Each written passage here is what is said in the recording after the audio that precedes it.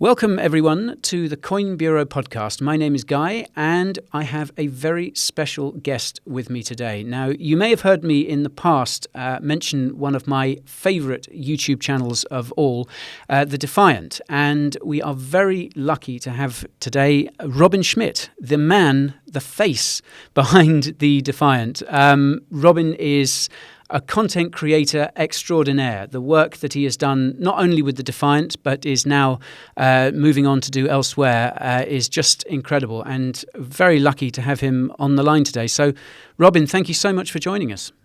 Oh, that's a very, very kind. I mean, you called me the face behind. I normally the face is in front of something. So really, I'm the ass of the Defiant, which I'm also fine, because I really did mess about and everything else. But I mean, I would like to say that from one content creator to another, like what you've managed to accomplish with Coin Bureau is impressive. I couldn't do what you do, and I couldn't do it the way that you do it. So, admiration is mutual, my friend, 100%. Oh, well. Thank you. Well, I mean, right back at you as well, because I remember we're all big fans of the work that you do here, and I remember we've watched so many of your videos and just gone, how are they doing that? That's extraordinary. And obviously, because I think we'll talk about this in a moment, hopefully. But you have a filmmaking background. That's been your. Is it safe to say that's been your whole career? Yeah, no, that's very safe to say. For 23 years, I think film has been the love of my life. It was the thing I grew up on, and it was the thing that I thought wasn't for me when I was growing up, because I was a musician originally. I played the violin and the piano. I led orchestras, and I was a singer, chorister in Westminster Cathedral, one of the foremost boys choirs in the world. So that was the training that I had. And then around about the age of 16, 17, I realized that I just had enough of it. I've been performing in front of audiences up until that point, and I just hadn't ever met a girl, and I hadn't done sport, and all these things that were just like, I want to do that. And I also realized that like the world of classical music was just not where I wanted to go. And film just seemed completely remote. It seemed a thing that other people did, very expensive, very difficult to break into.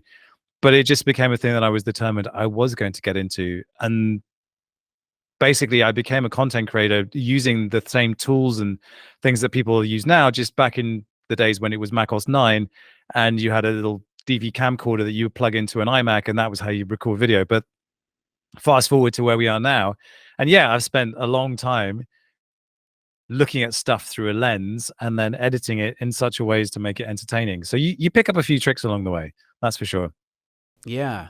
And so how did you kind of make the move from filmmaking? How did you discover crypto? How did you get to the Defiant, as it were? It's a really sad story, right? There's this phrase, which is nothing is more destructive than mediocrity. And I know it's kind of a weird thing to say, but like, I was moderately successful for most of my career. You get these little moments where you're like, I'm about to break out and I'm about to be successful. And I never maximized those moments for various different reasons. I think one of it was a little bit to do with fear, not trusting that I was good enough. Because the thing, like I said, the thing I'm really, really good at is music, but I don't do music. And it's weird because that's the thing that I naturally am the best at, but I don't do it. I do film instead. So there's always been this feeling of imposter syndrome when it comes to film, that it's someone else is much better than me, and I'm simply leaning on this thing that I had and using it for film. And so all these little kind of periods in my life where I won awards and I started to get openings, into bigger productions, everything else, I kind of fudged them. The last one I had was about 10 years ago, where we suddenly blew up, went viral, and we were making silly music video skits around the plot of EastEnders. So we take the plot of EastEnders that week, and then turn it into a rap song, shoot the rap video, but do it to make it look like the original. So we do pop it like it's hot, and it'd be black and white, it'd be in a studio, and but it was the plot of EastEnders. And we got featured on Radio 1, we got featured on Fern Cotton, if you know Fern Cotton, Fern's the one. But playing music videos on the radio, it was so bizarre. And suddenly everything just blew up. But I just had my first child. I'd also just shot a feature film. And so my wife was like, it's time for you to kind of be a dad and a husband and properly be at home. So I just kind of stopped. And I moved to Holland with my wife and was doing really well as a commercials director. But I was shooting vacuum cleaners and coffee cups, and like plenty of budget and everything else. But I was just so bored and starting to really get to that point where like you reach a certain age and like, I should be more successful than this. I believe I'm better than this. What has gone wrong? And I was just poor, broke, and just trying to figure out what to do in my life. And I was like, well, what I need to do is I need to completely reinvent myself and shoot a completely new bunch of work, because the work that I've done previously doesn't represent me. It's not honest, and I need to show what I can do. But the problem is filmmaking is expensive. So I thought I need to find a way to solve the problem of money, because I thought not having any money was my problem. What I have come to realize through crypto is that money itself is the problem, but that's a whole other story. But it was just a random discussion with my boss on the way down to a shoot in Belgium, where he was talking about this cryptocurrency that he bought. He was like, "Oh my God, look, it's gone. Whoa, Jesus." I was like, "Cryptocurrency, what is that?" And that was early 2017. That cryptocurrency was ETH. And he was basically able to pay off his entire mortgage. And I was like, well, that sounds like fun. Let's see what this is all about. Fell down the rabbit hole of that and just kind of looked at it and said, this entire industry is about storytelling. Everything is a story that one person tells to another in this very kind of linear fashion. It's oral storytelling. Someone on Twitter says, oh, this is going to go up. This is going to do this. And everyone just buys it or figures out their own version of that story, or they tell themselves the story, which is, I have done a good thing here. I have bought this token and it will make me rich. Or I'm absolutely 100% sure that this is a good investment because this guy told me so. Or, you know, I have done my homework because I have learned how to be an analyst and therefore this is a good investment. We're all just telling stories left, right, and center. So what I was also really kind of I found really weird was that no projects were any good at telling their own story. And that's probably because they didn't even know what that story was. If you're a layer one, you literally are everything. You're just a blank piece of paper, essentially, on which you can do anything with. So how do you tell that story? So very, very slowly, I started to get to a position where I was like, well, I know enough about this space where maybe there's a room for someone like me to tell these kinds of stories. And the question was, who would I do it with? Where would I do it? So I was still working shooting commercials at this point, and just having all the creativity just bled out of me, because like it's particularly in Benelux. Like Benelux is Belgium, Holland, Luxembourg. It's just boring. Everything is like, oh, we have to run this decision via the team in Germany. Oh, actually, no, we have to run this decision via the team in China. It's like, but why? Like, why can people in China not see trees out of their windows? Well, because there are no trees in China, but that's not true. There are trees in China. Yeah, but this is an air filter product. So you're imagining someone living in a 50-story high block of flats. They don't see trees, so there cannot be trees outside the window. It's like, okay, sure. So these are the kind of battles you're fighting. And that's why I was just like, I need to do something different. And this opportunity came up to go and meet the team at Harmony, because I'd invested in them and had a chance to go through a syndicate to invest in them. And I went to meet them just on a whim, paid my flight out there, and then just pitched them an idea for a documentary, which is to essentially take what is good about blockchain and get it in front of an audience that didn't know anything about blockchain. This is 2018, I pitched this. And it was basically one of those crazy ideas where I wanted to see if we could expose the ideas of blockchain through pop culture, through doing something insane. And the idea was, how could we incentivize people to not use Facebook and WhatsApp for an entire weekend? And how could we then pay them back the money they would have made for, in terms of the data they would have generated for the platforms? We'll return that value to them through Harmony tokens. And then maybe they can stake those tokens, maybe they can exchange them, but at least get them into people's hands in a way that was kind of positive. And then it was like, well, if we're getting people to step off Facebook for a weekend, what does that time look like? What are they going to do with that time? What, can we put on a festival? Those kind of things. That was sort of the idea. And it was going to be this big kind of tilted a windmill to see if we could make something happen. We weren't able to make that happen. But what it did do was it got me a job with Harmony as their creative director. And even then, I wasn't making films. I wasn't making videos. And about 4 months into that job, I realized that I missed making films so much that I was like, I need to offer this up to Harmony as a thing I can do in my role as creative director and start telling their story. And then that's how we sort of got into making YouTube videos for Harmony. That was a really tough time. Oh my God. It was tough because making videos for a project is tough anyway, because things move quite slowly, but the audience's expectations move very quickly. So they always want something new. And if there isn't anything new, then you're kind of fidgeting around trying to tell the story of maybe there's a project that's building on it, maybe there's a new kind of piece of tech. But on these remote layer ones like Harmony was, there's not a lot being built. And it's hard to get excited about a little bot, but we tried to make it fun and creative. The other problem was that Harmony had launched on Binance. It was one of the first Binance IEOs that went on the Binance DEX. And there was just such a bad smell about all of it. A lot of investors got very badly burnt by the performance of that token and the promises that were made by that token. And it just looked bad. And then we just got slaughtered by the community. And fighting our way back from that was super tough, because like everything you did was just like, no, you guys are scammers, you're scammers, you're scammers, you're scammers, you're scammers, you're scammers, you're scammers. And like whatever you tried to do, put the CEO in front of the camera, try and tell a positive story. Yeah, it didn't work. So we basically got to the kind of DeFi summer phase of things, and I realized that Harmony probably wouldn't have enough to kind of attract the kind of DeFi that was out there. But DeFi was the big story, as you remember. So I thought instead of us having a product, maybe we could tell the story ourselves and tell it in a really interesting and weird way.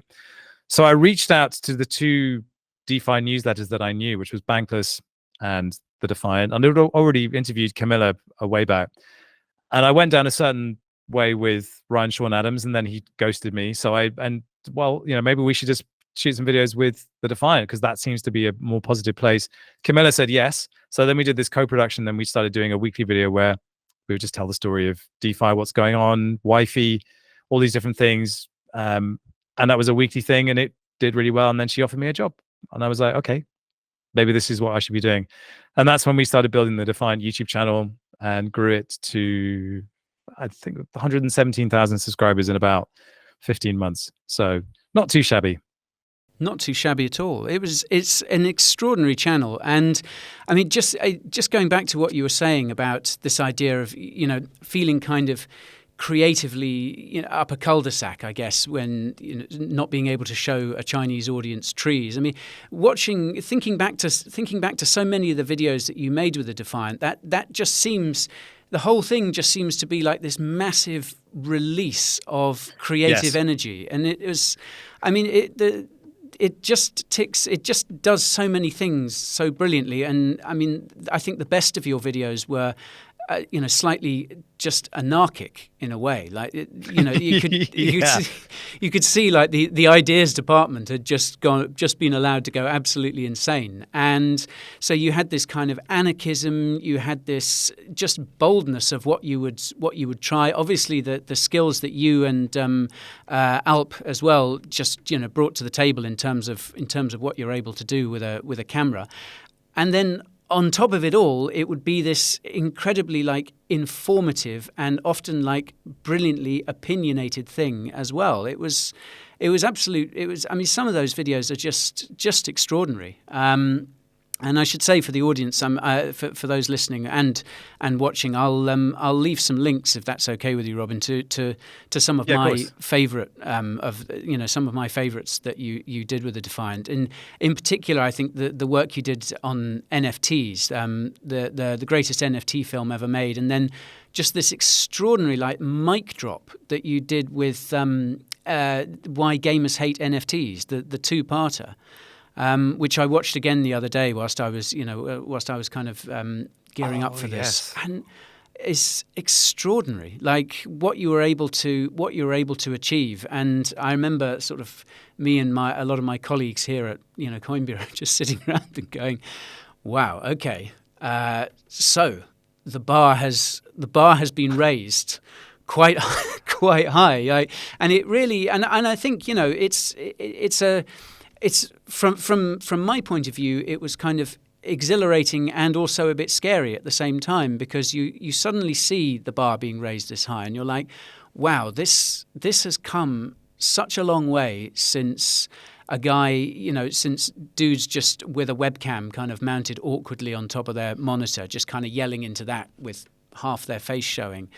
And suddenly here we are with these really, amazingly kind of high concept movies in a way. But Yeah, it was just such a glorious thing to watch, but also, crucially, and I go back to what I said about, the informative nature of it. Like, you seem to be able to not lose sight of the fact that, okay, this is great entertainment, but you've got to, as you say, you've got to tell a story. You've got to shed light on this project, and of course, DeFi itself is such a dense topic. I mean, it's one of the ones that it's gnarly.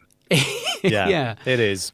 And to try and explain that to someone who might be coming to it for the first time is so tricky. It really keeps you on your toes. So, did you? I mean, how easy was it? What was the easiest part of all that for you?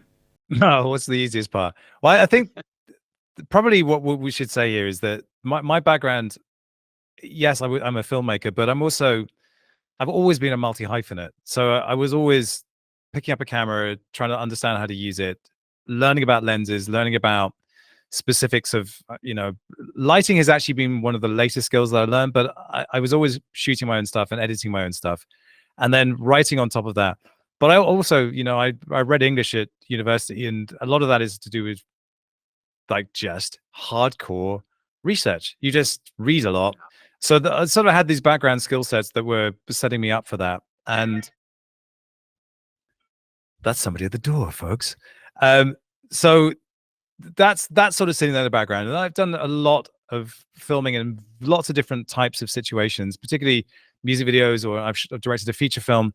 So I kind of understand the different ways that you can tell a story, and lenses can do certain things. But to be, we're shooting this on a 24-70 at the moment, but it's quite tight. So it's quite photographic and nice, but you can shoot things on wide lenses and suddenly they become all cartoony and weird. There's a lot of versatility in terms of what a camera can do that people don't really exploit when they're shooting YouTube videos. And that's a shame because it's a storytelling tool at the end of the day. So you learn all these tricks, how to tell a story in a different way, why you'd use handheld, why you'd use a moving camera. And we've done a lot of kind of tabletop product photography type stuff where it just looks really expensive, but like it's just a thing on a mirror with a couple of nice lights and that's it. It's very, very simple to do, but that all feeds into it. So when you're asking me what's the easiest part of it, honestly, making films is the easiest part for me because like that's what I've done my whole life. And it's sort of funny for me hearing you look at it go, oh shit, the bar is raised. But like in the world that I come from, that's normal. That's just the way we do things. But I realized then that I've spent a long time just making that normal and getting my 10,000, 20,000 hours in so that I can pick up put something in a script and know that even if we've only got 2 hours to shoot it, we can still get it done because we know what the solution is. Whereas for a lot of people, like just figuring out, oh, you need to put the light here, or that won't work because of this. Like you just kind of know that already. That's the easy bit. The hard bit for me in terms of all of this is, well, there's a couple of bits. One of, like you said, understanding DeFi and understanding where all the information was in DeFi was a thing. But again, if you're in the right Telegram groups or in the right Discord groups, you can get that information. The next bit was just probably trying to figure out like when enough goofing around was enough. I was always like, I wanted to make stuff that I wanted to make. And like, we'd always come up with a story for the week. And I'd be like, well, this is the story. And maybe I'm just going to use tomatoes this week. I'm just going to tell like I did the video on the merge. I was just like, I just had this vision in my head of tomatoes. And I think it's because the merge in my head was these two things squashing together. I was like, that feels like tomato soup. It's like blending tomato soup. So like, why don't we just use tomatoes as a metaphor for all this? And that's a really important point because as you know full well, the only visuals you get when talking about this business are websites. So you do screen grabs of websites and you do screen grabs of Twitter accounts. That's it. And that gets so stale so quickly. So trying to find other ways of telling these stories, and maybe I'll do a music video this week, or maybe I'll do something else. Like that's how I kept it interesting for me. Just trying to find these weird visual gags. And like, it got to a point when we were producing 6 or 7 videos a week where I could only put that into like the first minute of the video. But that first minute was always the most worthwhile bit. And it gave you the springboard to make, the 25-minute video that followed something at least. But yeah, that was something that got particularly difficult when we're putting a video out on Monday, Tuesday, Wednesday, 2 on Thursday, a live stream on Thursday as well as one on Friday. Yeah, that was a lot. That was a lot. Yeah, and that was something I wanted to ask you as well, because obviously from a filmmaking background, you're used, I guess, to deadlines. You're used to things, being you're used to having to run a kind of tight ship to get things done on time and keep things within budget and all that sort of stuff. I mean, how did you cope with that kind of growing demand? Because I guess because as we've as me and the guys here have sort of gone along with Coin Bureau. I mean, for instance, I remember reading a comment ages ago now. It was when we were still like in the maybe tens of thousands of subscribers, and we couldn't get a video out on our kind of regular day because either I'd been ill, or I think actually it might have been just everything had gone wrong because none of us were filmmakers here. So the amount of footage that just sort of never got recorded because the camera battery had run out half an hour ago or something like that. But yeah.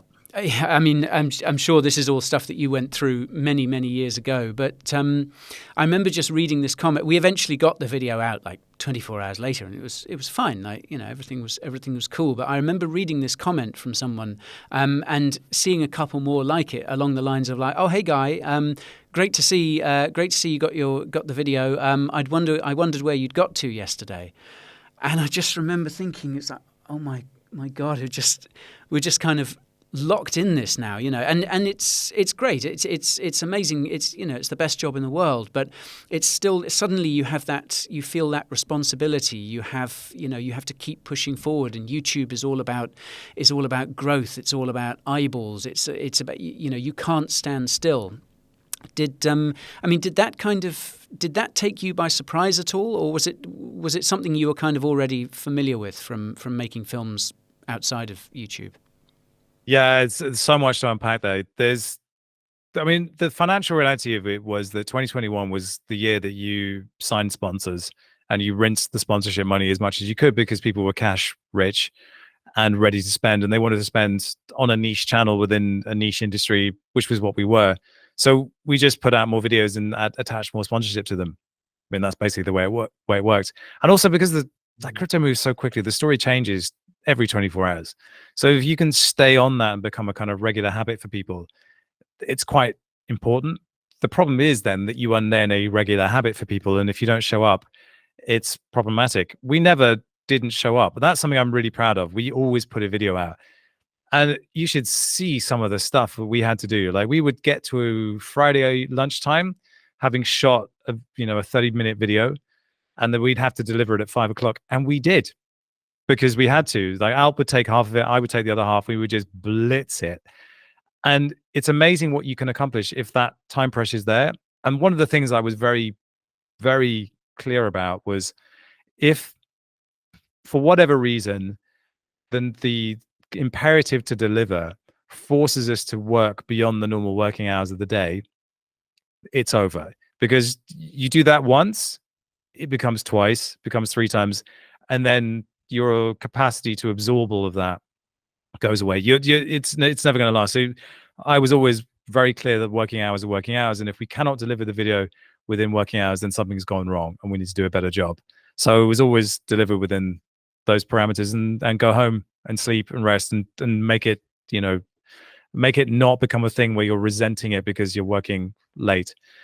And then, like, the comments, we should spare a moment to talk about the comments. I think from probably February last year, maybe March, until I left the Defiant, didn't read the comments anymore. I just stopped, because I realized that I was starting to become that thing where you're trying to make the content for your audience, and I don't think that's the way you got to do it. There was a reason your audience stuck around, particularly during the bear market, and if you change that, then it's gone wrong. So, but it was also, the comments got really nasty at a certain point. And it's weird how, like, I'm now dealing with someone who's trolling me on Twitter, who seems to have a real problem for me, and seems to know not only where I live, but also where my kids go to school. It's a problem. Jeez. Yeah, it's a problem. So I'm like, yeah. So I'm like, well, what? there's a part of me that's like, why do I want to go back into this pit and do this again? Because I left for, like, I'm a pretty mentally strong person. I can deal with a lot. I can put up with a lot. But this got me. And it got me because that film, The Line Goes Up by Dan Olsen, that came out last year, massive kind of excoriating diatribe against NFTs, in which there were many good points. But one of the things he did was he pointed out my boss, Camilla Rousseau, and called her a failed journalist and called her book an abortion of a book. And like, I was like, we can't let that stand. So I made a video, and it was a bit of a hot take, released it, posted it on his channel in response. And then they came brandishing their pitchforks. And I was like, whoa, what's happened here? And then for like the next 3 months, they were just like, they were there. And that was rough. And then like the worst thing was, in the middle of all of this, our sponsor was Nexo. And Nexo, I cannot say anything about Nexo other than that for most people that's problematic. And so I was saying these sponsorship messages, and like, you know, that's sitting there in amongst all this other stuff, and like, the optics. So that was problematic. So I just stopped reading the comments at a certain point. And like, yeah, like I said, I'm still dealing with someone who keeps saying karma is a bitch. Karma is a bitch. I'm like, karma for what? Man. What did I do? Yeah. It's this extraordinary thing, isn't it? It's like, you know, you become the focal point for people, and they project any sort of disappointment that they may feel, or anger, you know. And obviously at times like this, when crypto is you know, a tough place to be at the best of times, you know, there's just so much going on. Obviously we're talking today on a day when lots of people are, you know, speculating about FTX, and the markets are going haywire and all this sort of stuff. And it just seems that sometimes it seems that you know, your friendly neighborhood content creator is now just the target for all sorts of vitriol. It's like, how do you Well, you and I are both grifters. That's been adjudicated in the court of public opinion. We're grifters. Yeah, plain and simple. We just got to own it, haven't we, Robin? There's no choice. We're just grifters. I know, but how is it that the things that are positive about this space are so rapidly and easily overlooked? Because easily forgotten, and easily forgotten. And then it's just like, oh no, you're a grifter. It's like, well, no, I can have an opinion about a thing and be concerned about the state of, well, everything and where it's going, and, you know, be curious about the world. But anyway, I think that's something that people understand. And the mental health side of this, I've never really been that challenged by it. And that there's a very simple reason for that, which is I could leave this space anytime I wanted and go back to the world that I was in and have a career, and that'd be fine. I'm just too curious about what's here and too interested in it to do that. And that, honestly, it boils down to this. I can be a big fish in a small pond, or a small fish in a big pond, and like the opportunity to create in a world where there's no rules yet, where nothing's been set yet, where you get to really explore, and you can't really fail either in the world of any of this, because no one really has the answers yet. That's just way more appealing, to be honest. So I'll put up with the haters and the, you know, the grift abuse, because fundamentally I think there is something interesting here. Yeah, it comes with the territory, isn't it? It's an occupational hazard of working in a space that's, you know, there seems to be, you know, there are no rules. It seems a lot of the time, you know, you have to kind of, you know, you have to adapt so quickly. The space itself, as you say, is changing all the time. There are just so many that the parameters just aren't even clear. So, yeah, I mean, it makes it an exhilarating place to work in, but as you say, there's this dark side lurking underneath, and unfortunately, times like this, it seems to rear its head a lot more. So I mean, moving on from that, because obviously you and the Defiant have parted ways now. So I mean, what are you working on now? What's the next step for you? So I was thinking about where I would go next for some time, and it wasn't because the Defiant was going badly. It was more if we were going to grow the Defiant, and I would kind of develop new things. Like, what would I want to be doing for the next 5 years, and how would we then bring new people onto the team to manage what we had been doing, and then I could develop this new thing. And where I was leaning was, like, you've sort of pointed out the fact that I overproduce the videos that we put out on YouTube and do all sorts of crazy things. I wanted to carry on doing that and do more kind of story work in and around that. And just sort of as it happened during the pandemic, I kind of landed on this thing called virtual production. And that's basically, if you saw The Mandalorian and you saw they use Unreal Engine screens, everything else behind, to make the backdrops, that's really interesting. And then you had these PAPs that grew up, and those could also be 3D characters, and they could live in their own worlds. What you're getting to is the metaverse. And so there were these two worlds colliding. My interest in virtual production using Unreal Engine to create worlds that I couldn't go and visit or were too expensive to go and visit myself. That was really exciting. And then just this growing narrative around the metaverse and what it was. And so that was kind of where my head was at. And then, when the time came to move on from the Defiant, it was really about what would I do next? And if I was going to do YouTube, what would that YouTube channel be about? And there's a couple of reasons why I wanted to focus on the metaverse. And the first one is, it's, in my opinion, going to be the biggest story in technology in the next 10 years. It's sort of inevitable now. I think the really fun thing about it is it sort of touches everything.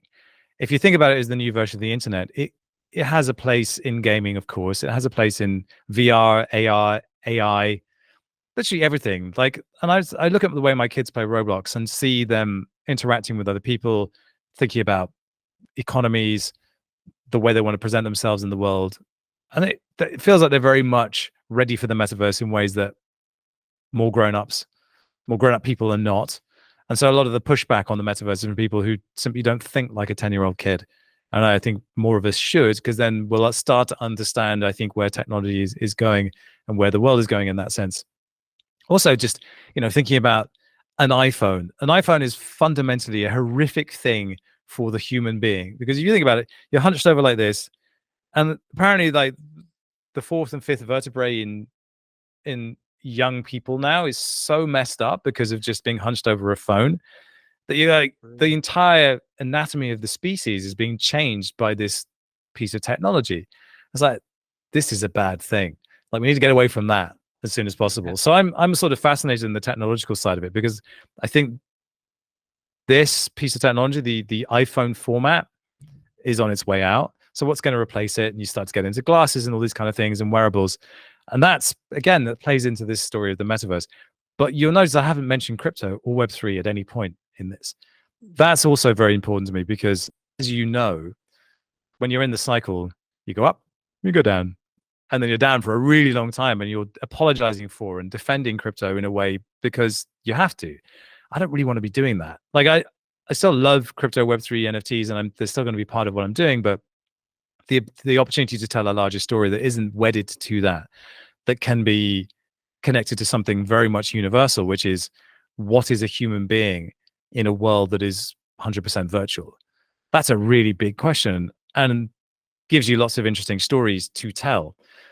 So the other part of it is that I probably am an extremely vain person. I saw the size of the audience that we were able to grow with the Defiant, and I loved it, but it was very niche. And I want to see how big of an audience I can build outside of that, because I think with a big audience, you can start to really do some interesting things and start to do a lot of the things that I think Web3 and NFTs have hinted at and promised at, but have been unable to do because they can't scale up in the right way. So I'm sort of trying to Trojan horse in some ideas about NFTs and about what I want to do with NFTs, but through content and telling stories in the metaverse. So that's basically what Based AF is going to be. It's going to be a metaverse content monster. That's what we call it. And the style of film we're going to make is going to be not educational. That's very odd for people, because they've seen me educate them in all sorts of weird ways. But no, I'm just going to entertain. We're going to do essentially what Mr. Beast would do, which is take the most ridiculous idea we can think of, wrap it around something to do with the metaverse, and then just push it as humanly far as possible. And when I say humanly far as possible, that's very, very important, because I think there's this vision of the metaverse that it's like the end of Wall-E, when you see all these fat human beings in the spaceship and they're just being whizzed around all over the place, fed stuff and given everything. There's a real danger that we could go that direction. So thinking about the human at the center of the metaverse experience, thinking about identity, and trying to make what we shoot in the metaverse as physical as possible, and give it that physical component, that human component. That's how I think the metaverse story will get really interesting. If it's just about technology or a platform like the other side or Decentraland, it's dehumanized, and we need to rehumanize that side of things. And it sort of helps and doesn't help that Mark Zuckerberg presents like the most advanced Android we've ever seen. But at the same time, like underneath it all, there is, I guess what I'm saying is I'm Team Zuck. I may not be Team Facebook, but I am Team Zuck. And I think, having listened to a lot of what he's had to say, he may be very awkward in expressing it. I kind of see where he's going with it. I've also got a Quest Pro now. We need it for the first film that we're doing. I can't tell you much about that or why, because it's a bit of a secret at the moment, but like, we need it, and we're going to push that thing as far as it goes. But you put it on and you start playing around, and it's like, it's not the future, it's the now, but it points the way towards the future, and you can kind of see it now. You can kind of see it with that device. It's like, oh yeah, no, no, Okay. yeah. It's like, get rid of this. This is gone, and you're just there, and like, it's goofy as hell, and the battery runs out, but you get, it's pretty good.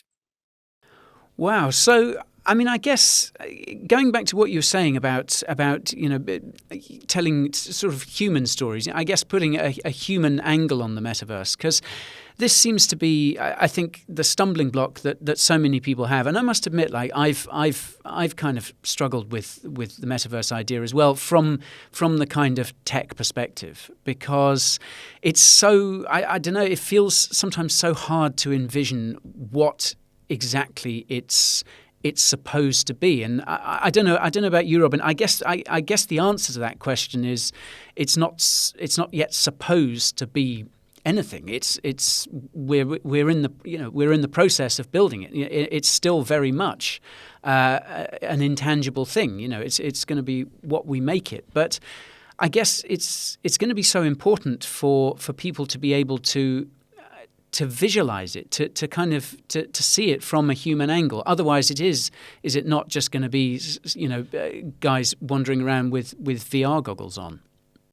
Yeah, well, that's the fascinating thing about it. And the wonderful thing about having a channel that's devoted to the metaverse is that we don't have to have the answer to that. We can test stuff out, and if it's BS, we'll say it's BS, and if it's goofy, we'll say it's goofy.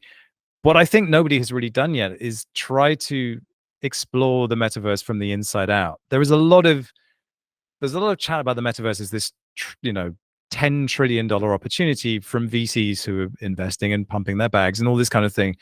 And they're sort of right. And there's a lot of money being invested in it, in the infrastructure, to be able to render 3D through a web browser or through goggles or through whatever it might be. But you've got this kind of confluence of all sorts of different things technologically that have been promised for like the last 50 years, but they're sort of finally kind of there. A little bit sketchy, but they are kind of there, and Facebook's pumping so much money into them, it'll accelerate. Again, that doesn't have anything to do with human beings. The technology is the bit that gets in the way. What, again, you have to do is go back and look at 10-year-olds play video games. Look at the way that their brains think and the way they observe and navigate these worlds. I don't give a shit about any of that stuff. It's all about social presence, about being with your mates in a space that you completely control and have ownership of, and none of the other stuff matters. We get so obsessed over owning land, and I'm close to the center of this land. Kids don't care. They don't care about any of that stuff. It's just a social presence device, and the technology enables you to be in a different place from where you are in a way that is delightful, that's sensorial, it's multi-sensory, and it will be, because you'll be able to smell things. It'll have all of those experiences built in, and it'll be a secondary layer. It's basically the internet in 3D. And that's really, again, it's pretty hard to kind of wrap your head around even what that means. But that's because we're so goddamn early. But like I said, with the Quest Pro, you put it on, you're like, I start to get there. I start to feel like this is not a restrictive device, that I'm tethered to a computer. And even with the Quest 2, it's in black and white when you look at pass through. It's still like it's a thing on your face. The Quest Pro doesn't sit on your face, it sits on your head. It's more like glasses.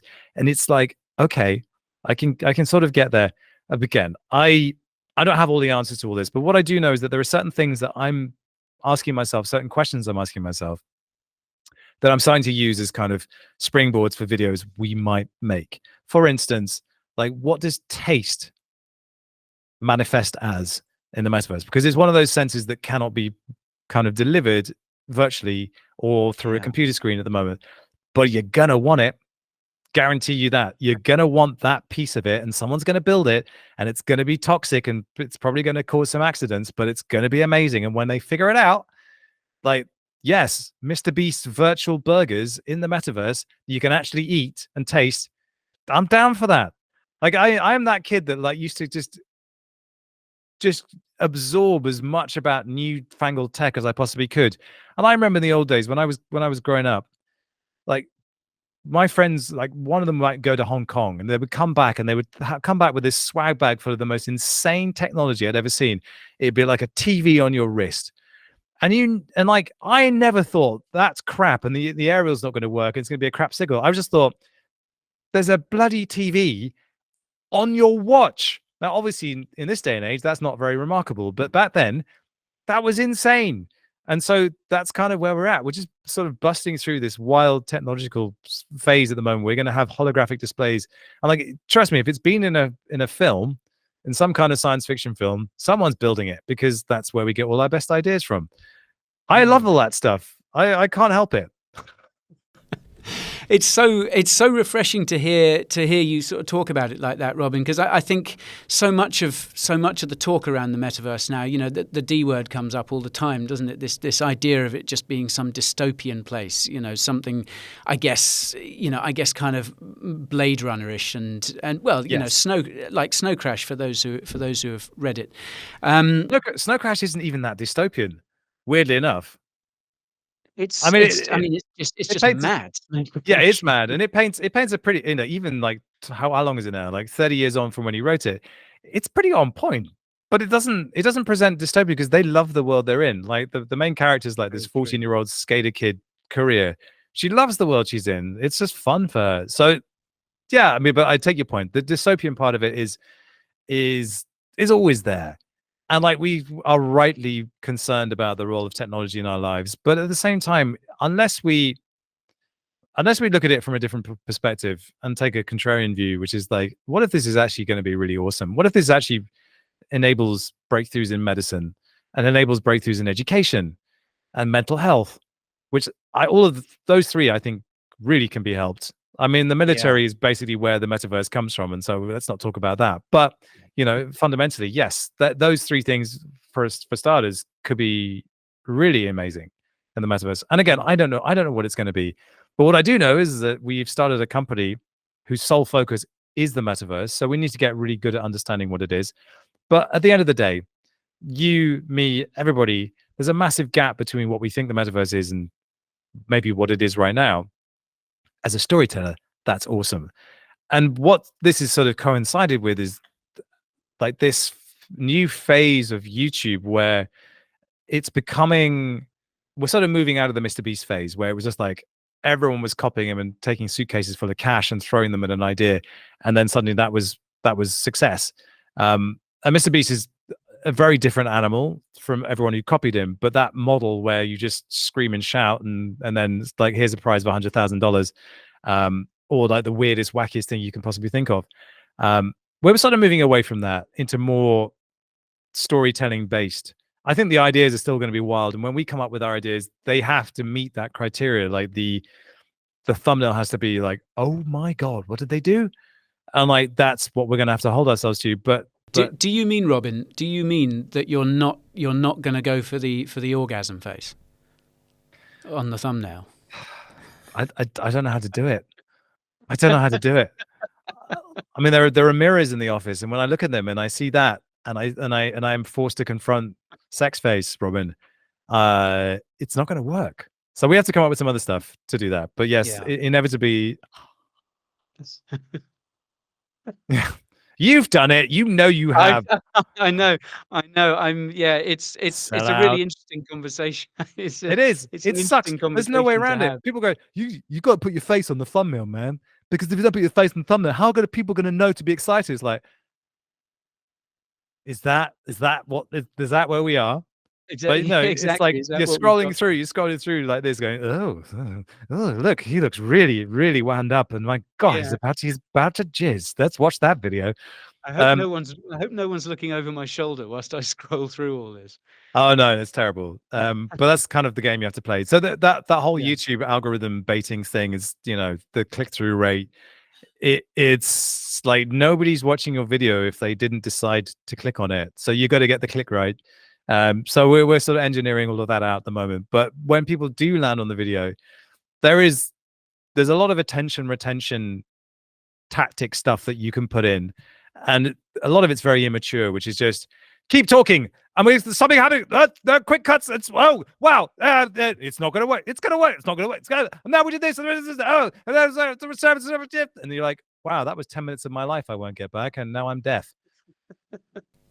But at least they're still watching. Yeah, but at least they're still watching. But my fundamental belief is that if you tell a good story, you don't need to do any of that. Like if you're doing proper setups and payoffs, if your concept's good, and if you have a really good ending and you know what that ending is, you can design it in such a way that it builds and rises and falls in succession to keep people hooked. You don't need any of that stuff. But that's just a harder task. And I think the first film that we're making, we have been working on the script nonstop for about 2.5 months now. We're still not finished. Just refining. Obviously, it's a pilot, so it has to be good. But that's the bit that I think will hopefully keep people coming back, because they know that our stories are nuts. They will just not go where you think they're going to go. And I'm going to really enjoy seeing whether that works, whether that tactic is valid. And if it's not, we'll adjust. But like that's the hill I'm going to die on, at least for now, is storytelling. It sounds amazing. And you've also, I guess you've got this kind of blank canvas in a way, because going back to what you were saying about the metaverse, we're still figuring it out. So you've got this kind of blank canvas to work with, which I guess must be really liberating, and also kind of daunting at the same time. But you don't strike me as being at all fazed by that. That seems to be like just a kind of a red rag to a bull for you. Well, it kind of was. I mean, we raised some money from VCs to get this going, and they believed in me enough. I guess they saw that I was fearless enough to take this on. There's an increasing level of technological competence required in all of this, and it's not just the filmmaking. For instance, if you want to inhabit the body of a digital character, there's a few different ways you can do it. You can go in VR chat. It's pretty limited the expressiveness that you can put in there, but that's also kind of part of its charm, and that's fun. But if, for instance, we see the Other Side trailer, okay, so that the Other Side trailer was amazing and is a glorious piece of animation. It was beautifully put together. So much work, so much post-production, so much effort to get that onto the screen. That's very labor intensive, and you can't just jump into the body of that character and perform as that character. So we were looking very carefully into motion capture, so suits that you can put on that you can then pilot a character with, because as much as it's nice for me to present a story and it be an in real life story, with the metaverse comes an expectation that some of it will look like it comes from the metaverse, and it has to be beholden to rules that are metaverse rules, whatever those are. So you have to kind of start thinking about, what does the virtual life production look like? How do we shoot in the metaverse?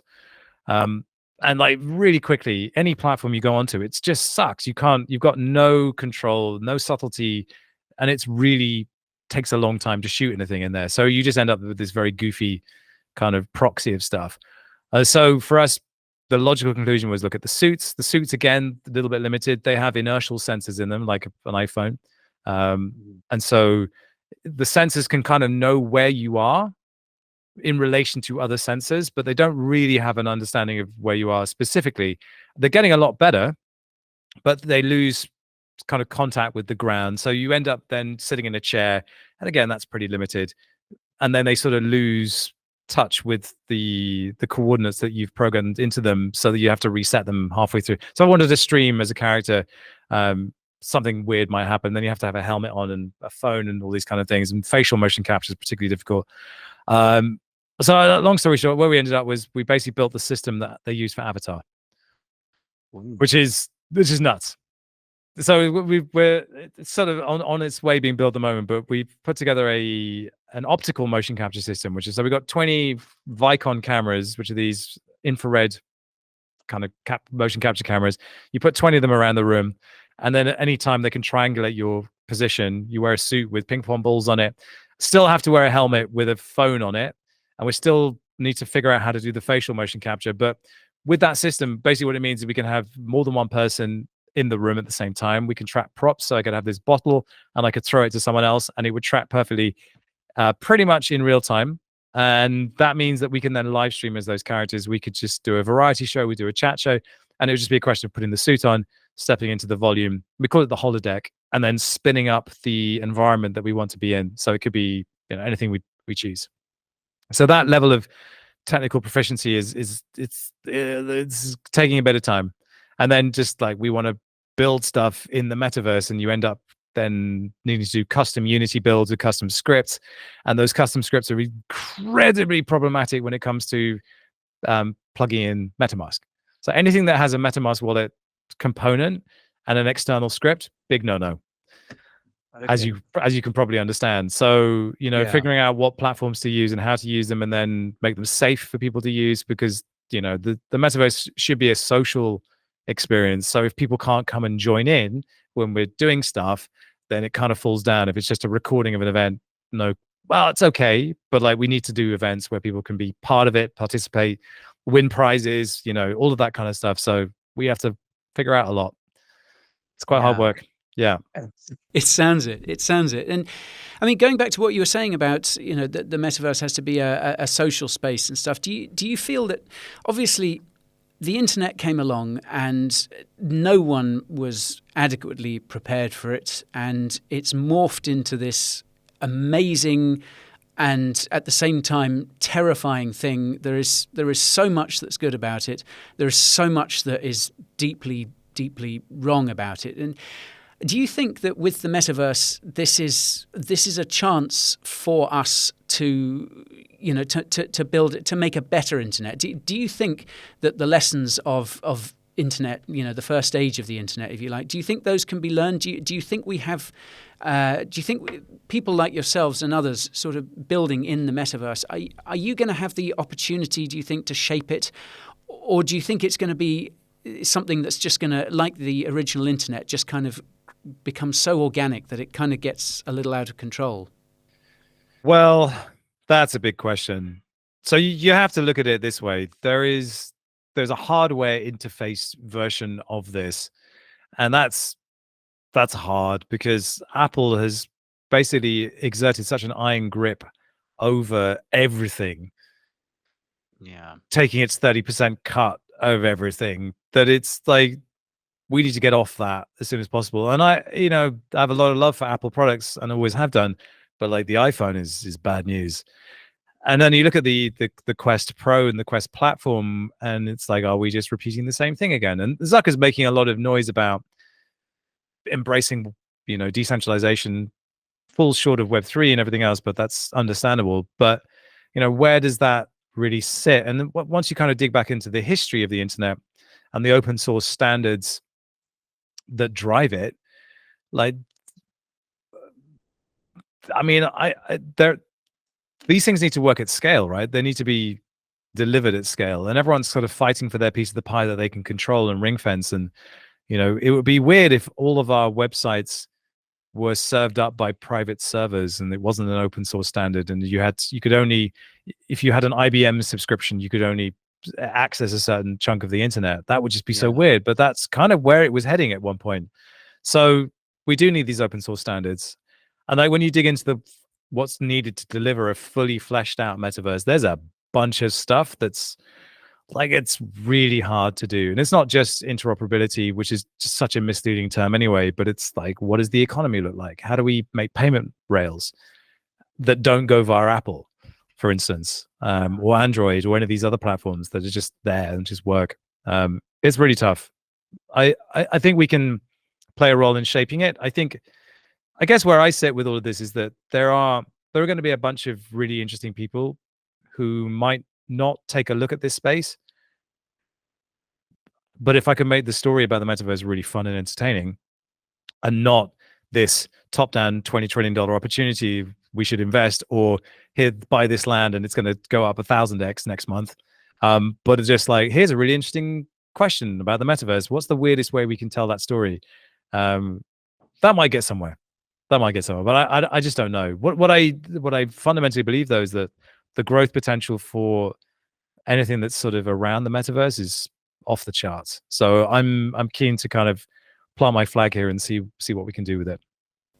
Yeah, it's so exciting, and I mean, it's interesting to hear you as well talking earlier about how your team's up, because I mean, what you say makes a lot of sense. I think, you know, the fact that Facebook, now Meta, has made such a strong play for this. It just seems, I think, to so many people, myself included, and to a large extent, it just seems like such a kind of power grab. You know, in the same way that Bezos and Elon Musk and Richard Branson all seem to be, you know, kind of trying to grab a chunk of space before everyone else. It's, you know, I think there is still this deep unease that people have with the fact that, oh, you know, Web 2, the Facebooks and the Googles and everyone else are already kind of, you know, they're already trying to get there. They're already ahead of us in so many ways. But do you think you get more of an impression that he's, I don't know, kind of more in it for the tech, do you think, or is it kind of perhaps has better motivations than we give him credit for? Well, I wouldn't presume to know. What I do feel is like I kind of get his philosophy around the metaverse, particularly when it comes to things like it's physical, it makes you move, it makes you think. There is a sort of element of creativity that jumps out of all of this. Obviously, if the way that we experience it is through one single company and their vision of it and their gatekeeping processes, then yeah, that's problematic. But again, that's Meta and not Zuck.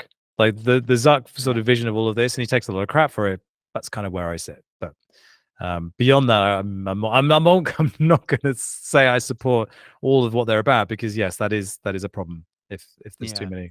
Yeah, there are shades of grey, of course. And I mean, where we're at with the metaverse now, you know, it's so easy to kind of for people to sort of pile onto it, especially at a time when, you know, where Web3 to some people is just, you know, almost a taboo subject, and NFTs are, you know, said with a, you know, people almost spit when they say the phrase. Oh, I know this whole Reddit thing where Reddit released NFTs, but they didn't mention the word NFT, and everyone was like, wow, that's how you do it. I'm like, grow a pair. Just call it what it is. It's an NFT. Like, that's fine. It is an NFT. It's a piece of technology. Like, all the other crap that comes around NFTs, yes, problematic. But the thing itself, it's like getting angry at a JPEG or a PDF. It's like, it's so dumb. But I'm not gonna fight that fight, because I've said that in public before and I got crucified for it. But it is so ridiculous. If you're gonna release NFTs, call them what they are. Own that shit. Ran over. Beyond. And I mean, Robin, I'm conscious that I'm taking up a lot of your time here, but I wanted to ask as well. I mean, do you think we're in a good place with the metaverse in terms of, you know, when you consider, and I think it was Matthew Ball in his article when he was talking about it in Time magazine recently, he made the point that the way the internet is set up is it can't handle what we're trying to do with it at the moment. No. Which is why it's so difficult to make a voice call and all these sorts of things. Do you think with the tech that we have and the understanding that we have, do you think we're in a good place with the metaverse, or do you think we've do you think we could have done better by this stage? Well, that's a difficult question to answer because, firstly, I don't have the answers to it. What I do know is that there's a lot of money being spent by a lot of different companies on it. Most notably Meta, of course, and they are, if they're not developing it, they're buying the companies that are developing specific pieces of technology. And again, try the Quest Pro, and you can see the fruits of those labors. But it just takes a long time to get a device like that into production, and then through testing and everything else. So, in terms of that, no. But then I look at what Adobe's doing and the way that they're sort of setting up these open source standards for 3D rendering, all these kind of things. It's on its way. It's happening. Whether we call it the metaverse or not, that vision of things is inevitable, I think. In terms of whether we're in a good place for it, will it come bring the internet crashing down? Probably is the answer. Probably, but then you just build more capacity, and some tycoon will get incredibly rich building the chips that we need, or the all these other things. Which actually, that's selling the shovels.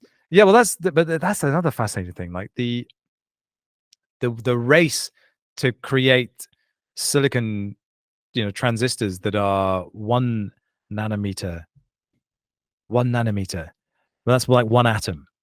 Like there's been this arms race between Intel and TSMC, the Taiwanese chip manufacturer, and this is a whole crazy story, right? I mean, we should probably cover it on base, but like 7 nanometers used to be like really like a lot. That was hard to pull off, and then it became 5, and then it became 3, and there's rumors that TSMC are about to build a factory that can do 1, and that means you can make these tiny chips, because it's very difficult to make them faster because they just melt if they get to a certain point. So you can make them smaller, and like, how can you make something smaller than an atom? I mean, wild stuff. This is what I get to nerd out on. Like, transistors. How are 1 nanometer? Good lord. Oh. Yes, quite. It's But I mean, that's where we are. Yeah. It's so exciting to hear your kind of, I guess, just enthusiasm for it, Robin. And as I said, it comes in the metaverse and Web3 and crypto, the wider world of crypto. There's so much negativity around it at the moment. And to hear someone like yourself, you've gone from this amazing thing that you built with the Defiant, and now it seems like you're just timesing that by 100. To start this new sort of crazy project, which is going to, I personally can't wait to see what you guys come up with. But yeah, I'm also just intrigued, not only to kind of watch what you're going to produce, but actually, just see what it is. Do you know what I mean? It's so. Yeah, I think everybody is. Well, look, we're doing a PFP drop. Oh God, oh no, he's doing a PFP drop. But like we are, and there's a very specific reason why we're doing that. But it's there's this idea that like there's like 9% of your audience is really the valuable bit, and they're your super fans, and we wanted to kind of reward them with a thing that represented them and that gave them a sort of passport to be a participant. I'm going to fall short of saying the word owner, but have some form of ownership over a YouTube channel in its inception, and the rate that we kind of are hoping to grow should make that fairly meaningful over the course of a couple of years or so. And so that's launching probably the beginning of December. Stuff's going to get really weird around me and around what we're doing in the run up to that, because we don't believe in doing things the normal way. So that's something of a clue. And then the first film we're doing is going to go out just before Christmas. I mean, that's sort of our pilot. So we thought basically do 1 film before Christmas and then we start production next year. But it's so balls out, this first film. I'm actually a little scared, to be honest. Yeah, it's going to put me through some stuff that I don't know if I'm physically or mentally prepared for. So we shall see if I survive what's coming for me, because it's going to be nuts and a little brutal. It almost sounds like a kind of metaphor for the metaverse itself. Like, be prepared to just experience some completely wild shit, because no one is ready for this. Well, that's exactly it. So this is where the rubber hits the road, because if you think about Ready Player One and Snow Crash, you have these fully fleshed out, glorious 3D rendered versions of everything, and we're not there. We're basically, it's the Wild West. It's basically garbage. That's the metaphor that we're leaning into. Trashland. It's a kind of repository for a bunch of really terrible ideas, and somewhere in the middle of all of that crap is something good. And that's a much more apt metaphor, because actually out of garbage you can create an awful lot. You can recycle it. You can do wonderful things with it. But if you start from that position, that shiny version of things, that kind of glossy, isn't this beautiful? Isn't this render amazing? That's not it. It is going to be scrappy and slimy and a bit weird. And that's kind of something that I am looking forward to. It's primordial soup in a sense. A new beginning. It's so New exciting. Hope, Part 4, with Guy and Robin. They didn't think 2 English accents on the same podcast could work, but it did. They thought the airwaves would explode. Too posh. Yeah. I'm not sure what people are going to make of this, Robin. Two English crypto bros. It doesn't sound. It doesn't work. It doesn't sound quite right, does it? Good. I could just go California for you. So I was like, I was buying this NFT, bro. I was like, anyway, yeah, let's not go there. People get angry with me again. Yeah. You can't. You've got to keep these people happy. It's that extraordinary thing, isn't it, about just to touch on this idea of communities, which are obviously so important in crypto and Web3, and are going to be, I think, a massive part of the metaverse as well. But it's this amazing thing of, you have these groups of people, but they can be such a toxic entity as well. And, I think we've all kind of fallen foul of one or other sort of crypto community in our time. It's again, it's the kind of thing that you hope, I guess, that we can move away from in the metaverse, but perhaps not.